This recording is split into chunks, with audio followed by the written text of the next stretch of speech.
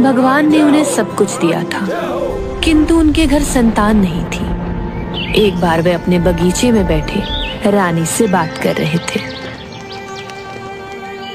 कितना अच्छा होता अगर भगवान मुझे संतान देते और मैं उसे बहुत प्रेम करता। हाँ महाराज, मैं भी माँ बनना चाहती हूँ। क्यों ना हम कोई बच्चा गोद ले लें? अगर किसी और के बच्चे को ही पालना है तो मनुष्य का ही क्यों? तभी एक बिल्ली का छोटा सा बच्चा उनके सामने आ गया और उसे देखकर उन्होंने उसे अपनी गोद में उठा लिया और उसे प्यार करने लगे। मैंने तुम्हारी ही बात मान ली महारानी। आज से यही मेरी औलाद है, मेरी बच्ची, इस राज्य की राजकुमारी। महाराज सोच ले, आप इसके साथ वो न्याय नहीं कर पाएंगी जो इंसान की बेटी के साथ करते।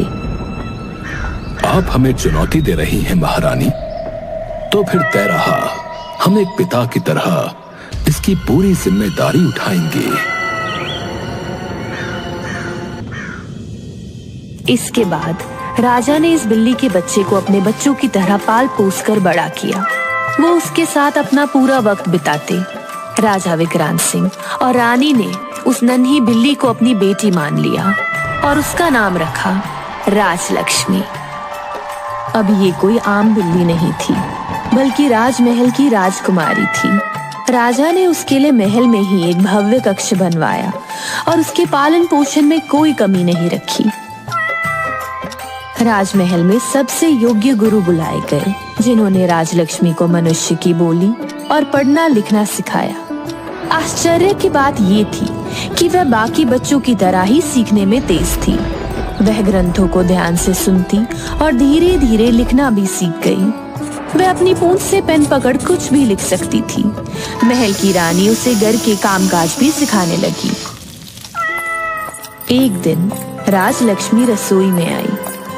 माँ, क्या मैं भी कुछ बना सकती हूँ? रानी पहले तो चौंक गई, फिर सोचा क्यों ना उसे मौका दिया जाए। उन्होंने उसे आटे की परात दी। राजलक्ष्मी ने छोटे छोटे हाथों से आटा गूंथा, मसाले मिलाए और देखते ही देखते स्वादिष्ट पराठे बना डाले। जब राजा के मित्रों ने भोजन किया तो वे आश्चर्यचकित रह गए। वाह, ये भोजन तो किसी अनुभवी रसोइये के हाथ का लगता है। राजन, ये मेरी बेटी राजलक्ष्मी ने बनाया है। राजलक्ष्मी न केवल खाना बनाना जानती थी, बल्कि उसे सुई धागे का काम, महल की देखभाल और प्रजा की समस्याओं को सुनना भी सिखाया गया। राजा ने उसे राजनीति, युद्ध कौशल और नेतृत्व करना भी सिखाया, ताकि वह बुद्धिमान और आत्मनिर्भर बने। वह घुड़सवारी, तीरंदाजी और तलवारबाजी में भी निपुण हो गई। एक दिन महल में विद्वान आया और बोला, महाराज, आपकी बेटी को किसी ने नहीं देखा, फिर हमें कैसे पता चलेगा कि वो कितनी विद्वान हैं और कितने विशेष गुण रखती हैं? क्या वो किसी परीक्षा में सफल हो सकती हैं? राजा ने गर्व से कहा, अवश्य, मेरी बेटी किसी भी परीक्षा के लिए प्रस्तुत है, किंतु अपनी प्रतिज्ञा के अनुसार विवाह से पहले उसे कोई देख नहीं सकता। परीक्षा शुरू हुई। विद्वान ने एक कठिन प्रश्न पूछ दिया। अगर एक राजा के पास 2 राज्य हों, एक छोटा लेकिन शांतिपूर्ण और दूसरा बड़ा लेकिन विद्रोह से भरा हुआ, तो राजा को कौन सा राज्य चुनना चाहिए? राजा को बड़ा राज्य चुनकर वहां शांति स्थापित करनी चाहिए, क्योंकि एक सच्चे राजा का कर्तव्य है कि वह प्रजा को सुरक्षित और सुखी रखे। महाराज, आपकी पुत्री सिर्फ रूप से नहीं, बल्कि बुद्धि से भी सच्ची राजकुमारी है। समय के साथ राजलक्ष्मी पूरे राज्य में अपनी समझदारी और गुणों के लिए प्रसिद्ध हो गई। वह न केवल एक स्नेही बेटी थी, बल्कि एक निडर योद्धा और विदुषी भी थी। लेकिन अब तक किसी ने भी उसे नहीं देखा था। धीरे धीरे बिल्ली राजकुमारी बड़ी हो गई।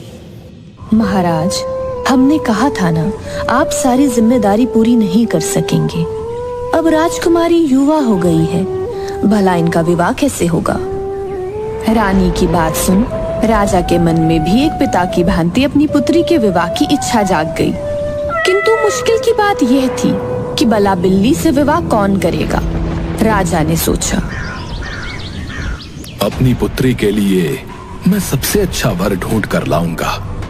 मुझे महारानी को दिखाना ही होगा कि मैं हर हाल में न्याय कर सकता हूं।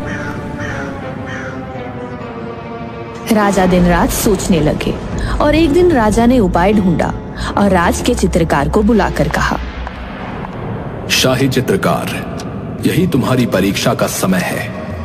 एक ऐसी रूपसी का चित्र बनाओ जिसे जो देखे मोहित हो जाए। अवश्य महाराज, ऐसा ही होगा। आप पुरस्कार तैयार रखें। चित्र तैयार होने के बाद राजा ने वह चित्र आसपास के सभी राज्यों में भिजवा दिया और शीघ्र ही नाहरगढ़ के राजकुमार ने राजा की बेटी के लिए विवाह का प्रस्ताव भेज दिया।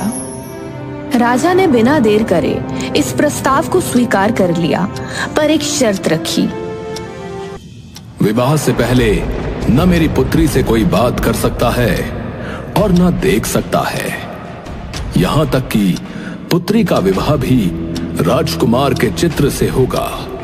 वो उनसे तभी मिल सकेंगे जब वो अनुमति देंगी। रानी ने राजा को समझाया ये ठीक नहीं, पर राजा ने उन्हें चुप करा दिया। चित्र को देख इतनी सुंदर पत्नी पाने के लालच में राजकुमार ने बात मान ली। निश्चित दिन राजकुमार बारात लेकर आए और बिल्ली के साथ उनके चित्र का विवाह कर दिया गया। महाराज, आपने हमारा बहुत आदर किया और भरपूर उपहार दिए।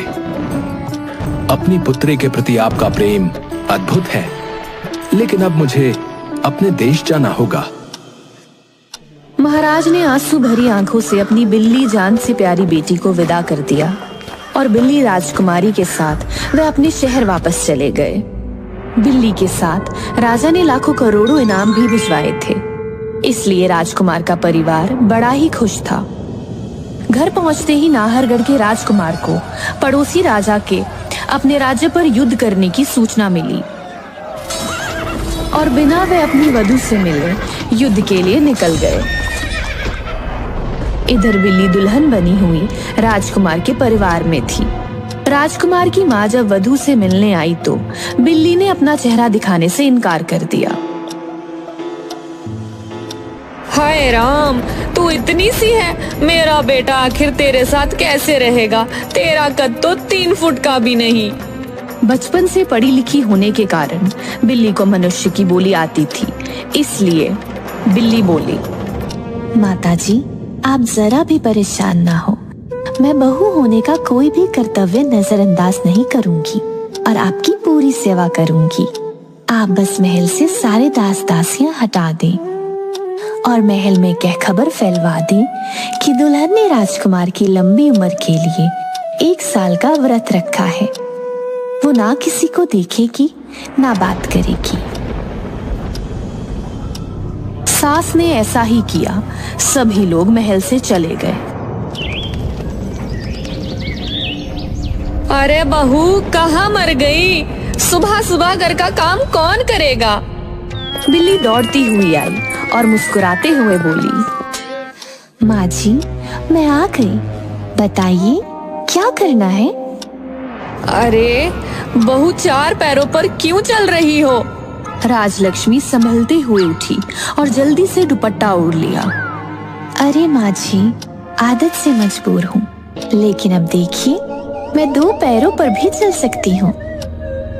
सास ने बिल्ली का घूंघट उलट दिया और माथा पीटती हुई सास बोली, तू 4 पैर पर चलने वाली बिल्ली है, भला मेरी क्या सेवा करेगी? मेरी तो किस्मत ही फूट गई।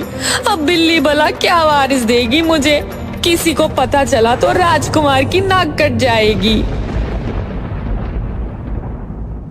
राजलक्ष्मी ने तय कर लिया था कि वह मेहनत से सासू माँ का दिल जीतेगी। उसने घर का काम संभालने का जिम्मा ले लिया। रसोई में घुसते ही बिल्ली ने सोचा, चाय बनाऊं, पास ही दूध गर्म हो रहा है। आखिर ठहरी बिल्ली, उसने सोचा, चलो पहले इस दूध को चख ही लेती हूँ। जैसे ही उसने दूध में मुंह डाला, गर्म दूध से उसकी नाक जल गई। माँ जी, मेरी नाक जल गई। अरे बहू, मेरे बेटे की तो किस्मत फूट गई।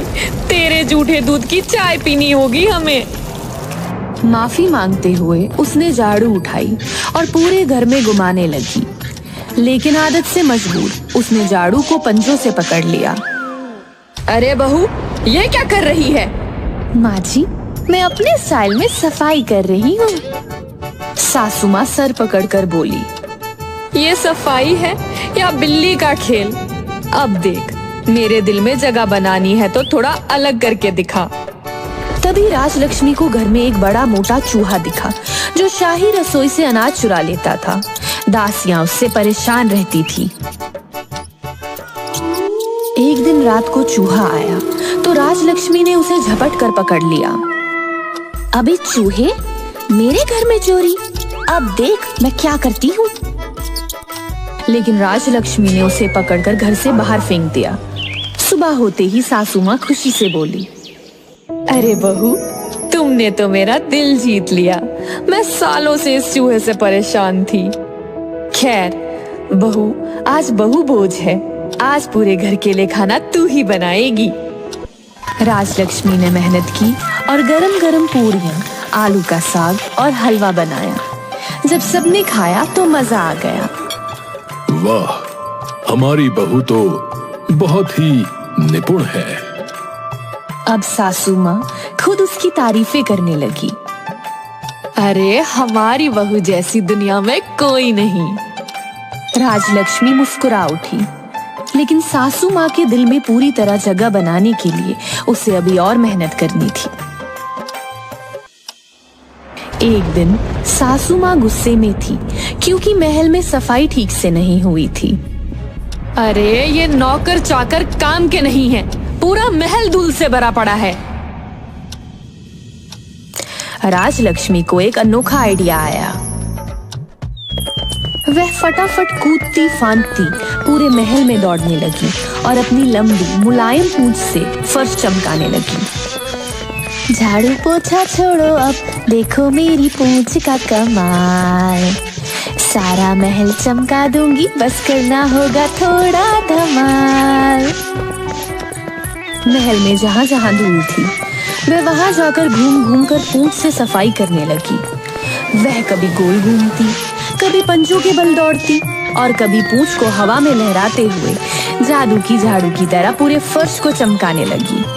सासू माँ ने देखा तो उनकी आंखें फटी की फटी रह गई।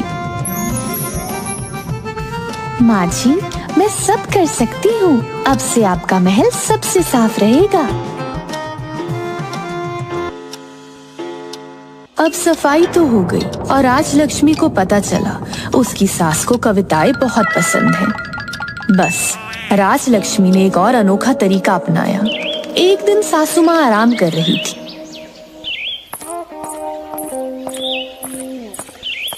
तभी राजलक्ष्मी उनके पास गई और गाने के अंदाज में एक मजेदार कविता सुनाने लगी। सासू माँ कितनी प्यारी हो, गुस्से में लाल मगर दिल से नरम हमारी हो। खाने में बना दे जो हलवा पूरी, आपकी तारीफ में बहू लिखेगी गजब की कहानी पूरी। सासू माँ पहले तो गुस्से में नाक चढ़ाकर बोली, ये क्या नाटक कर रही हो बहू? लेकिन फिर जब उन्होंने देखा तो उनकी हंसी छूट गई। बिल्ली बहू की खा सास बात, करती काम झटपट दिन रात, पूंछ से करती महल सफाई, फिर भी सासू माँ की फटकार पाई। अब तो सासू माँ ने हंसते हंसते बहू को गले लगा लिया। अरे पगली, तू तो सच में मेरी सबसे प्यारी बहू है। बिल्ली घर का पूरा काम करने लगी, जैसे वह घर की सफाई करती, पोछा लगाती और खाना बनाती, यहाँ तक कि रात में अपनी सास के पैर भी दबाया करती। बिल्ली की सास उससे बहुत खुश थी, लेकिन उसे लगता था कि जब राजकुमार वापस आएगा और अपनी पत्नी से मिलेगा तब क्या होगा। बेटी, घर की तो सारी जिम्मेदारी तूने संभाल ली, पर राजकुमार के आने के बाद क्या होगा? माँ जी, आप परेशान ना हो, जो मेरे भाग्य में होगा मैं स्वीकार कर लूंगी। एक दिन बिल्ली अपनी पूंछ में झाड़ू बांधकर मंदिर की सफाई कर रही थी तो दूसरी बिल्ली ने उसको इतनी मेहनत करते देखकर पूछा, बिल्ली, तुम दूसरे घर जाकर दूध पीने के बदले इस घर में इतना काम क्यों कर रही हो? राजा के घर रहते रहते मुझे रिश्तों का ज्ञान हो गया। अब मैं शरीर से बिल्ली जरूर हूँ, लेकिन दिल से मैं एक लड़की हूँ और अब मेरा विवाह हो चुका है। मैं अपनी ससुराल वालों की सेवा करना चाहती हूँ और अपने पति की लंबी उम्र चाहती हूँ। अपने घर की खुशी के लिए मैं रात दिन काम करके मेहनत करती हूँ। शायद किसी दिन भगवान मुझे बिल्ली से लड़की बना दे। अरे पगली, भला ऐसा कभी हुआ है? तू कुछ भी कर, पर राजकुमार आते ही तुझे घर से निकाल देंगे। बेहतर है मेरे साथ चल। बिल्ली ने कोई जवाब नहीं दिया और मन लगा के सास ससुर की सेवा करती रही। उसकी सास बिल्ली की चिंता में आए दिन बीमार रहने लगी।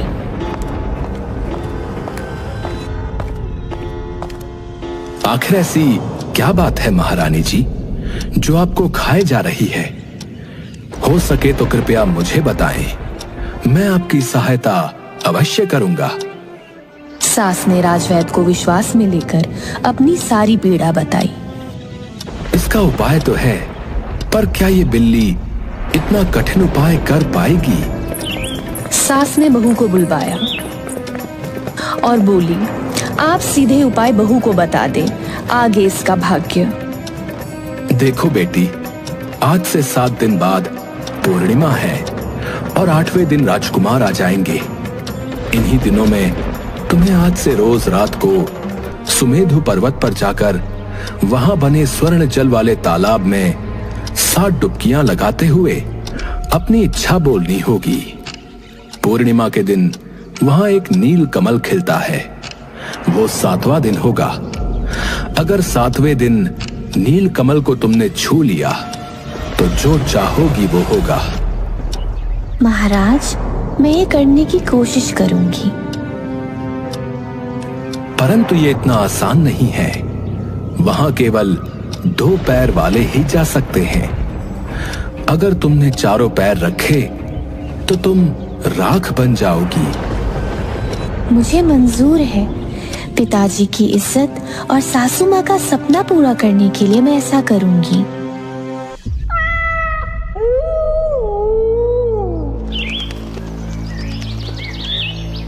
आज आखिरी दिन है। अगर आज मैं नील कमल को छू पाई तो सब कुछ ठीक हो जाएगा। राजकुमार भी राज्य की तरफ लौट रहे थे। जब वो सुमेधु पर्वत पर पहुंचे तो उन्होंने एक बिल्ली को हाथ में डंडे बांधे चलते देखा। उसे कोई मायावी राक्षस समझा। सेनापति, सरोवर में कोई मायावी शक्ति नील कमल को छूना चाहती है। अगर ऐसा हुआ तो वो अपनी इच्छा पूरी कर राज्य को नुकसान पहुंचा सकती है। यहीं रुको, मैं इसका अंत करके आता हूं। दूसरी तरफ बिल्ली अभी ये सोच ही रही थी कि अचानक राजकुमार ने तीरों से उस पर आक्रमण कर दिया। वो वार पर वार रोक रही थी। उसे डर था कि कहीं उसके 4 पैर धरती पर ना लगे। सैकड़ों तीर उसके बदन में गड़ गए, पर उसने हिम्मत ना छोड़ी। दर्द से तड़पती हुई वह अपनी आखिरी सांस को रोक तेजी से नील कमल पर कूदी और अगले ही पल एक बहुत खूबसूरत लड़की में बदल गई। सरोवर के नजदीक जब राजकुमार ने बिल्ली के बदले तीरों से घायल एक खूबसूरत लड़की को देखा तो वह हैरान रह गए। अरे ये क्या माया है? अभी तो मुझे यहाँ एक बिल्ली दिख रही थी, पर ये मासूम तो कोई राजकुमारी लगती है। राजकुमार ने देखा सरोवर के किनारे राजघराने के राजसी वस्त्र रखे थे। वह समझ गया ये युवती उसकी ही पत्नी है। वह उसे घर ले आया। ओह, ये तो बिल्कुल उसी चित्र की तरह है। यानी ये मेरी ही पत्नी है जो मेरे आने की राह देख रही होगी, और मैंने उसे घायल कर दिया। अब तक महल में किसी ने उसे नहीं देखा था। उसका रूप देख सभी हैरान रह गए। सब बहुत खुश हुए। राजकुमार ने बिल्ली की बहुत सेवा की और बिल्ली भी ठीक हो गई। वो खुशी खुशी अपने परिवार के साथ रहने लगी। एक दिन जब सभी भोजन कर रहे थे, बिल्ली कुमारी बेहोश हो गई। राजवैद्य ने बताया वो माँ बनने वाली है। चारों तरफ खुशी फैल गई। राजकुमार बड़ा खुश हुआ और अब सभी बिल्ली को और प्यार करने लगे। आखिरकार वो उनके राज्य का वारिस जो देने जा रही थी। लेकिन कुछ दिनों के बाद बिल्ली के पिता राजा के सिपाही आए और बिल्ली को विदा कराने के बारे में बात करने लगे। तब बिल्ली की सास राजकुमार को उदास देखकर बोली, उदास होने की जरूरत नहीं है, हमारी बहू कहीं नहीं जाएगी। अब इसके पिता को सबक सिखाने का समय आ गया है। राजा को यह खबर दे दें कि उनकी पुत्री गर्भवती है, इसलिए यात्रा नहीं कर सकती। उससे मिलने उन्हें स्वयं आना होगा। वो जल्दी ही नाना बनने वाले हैं। सिपाहियों की ये बात सुनकर राजा बड़े हैरान हो गए। ये क्या नरगल बक रहे हो? भला ये कैसे हो सकता है? राजा घबरा गए। कहीं उनकी बेटी परेशानी में तो नहीं? मेरी गलती की सजा उसे तो नहीं मिल रही? मैंने पहले ही कहा था महाराज, अब देखिए क्या होता है। महाराज जल्दी से जल्दी बिल्ली की ससुराल पहुंचे। राजा को सबक सिखाने के लिए राजकुमार ने अपने राज्य से एक बिल्ली पकड़कर राजा के पास भिजवा दी। जब राजा ने अपनी बिल्ली की जगह दूसरी बिल्ली को देखा तो वो घबरा गए। तभी बिल्ली से राजकुमारी बनी उनकी बेटी वहां आई और उनके गले लग गई। राजा तुरंत पहचान गए यही उनकी बेटी है। पुत्री राजलक्ष्मी। पिताजी, हाँ, मैं आपकी पुत्री राजलक्ष्मी ही हूँ। राजकुमारी की सासू ने उन्हें सारी बात बताई तो उन्हें अपनी गलती समझ में आ गई। महाराज बहुत खुश हुए। भगवान की दया से उनको एक बेटी मिल गई थी। पुत्री, मुझे क्षमा कर देना, परंतु मेरी दृढ़ इच्छा शक्ति की जीत हुई। मेरी पुत्री का पुनर्जन्म हुआ। मैं धन्य हुआ पुत्री। उन्होंने राजकुमार से अपने किए के लिए माफी मांगी। राजकुमार ने उन्हें माफ कर दिया और सब लोग आराम से रहने लगे।